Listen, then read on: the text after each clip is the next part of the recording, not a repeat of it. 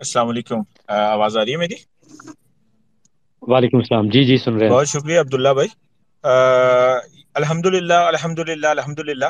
اس وقت کراچی کے اندر جو صورت حال ہے، کراچی ایک بڑا شہر ہے اور یہاں پہ کوئی 22 قومی اسمبلی کی اور 47 صوبائی اسمبلی کی نشستیں ہیں، اور پاکستان مرکزی مسلم لیگ جو ہے وہ اس وقت تمام نشستوں پہ صوبائی اور قومی پہ اپنی امیدوار کورنگ کینڈیڈیٹس ان کے کاغذات جمع کرا چکی ہے، اور اسی طرح مخصوص نشستوں کے حوالے سے بھی خواتین کے کاغذات جمع ہو چکے ہیں۔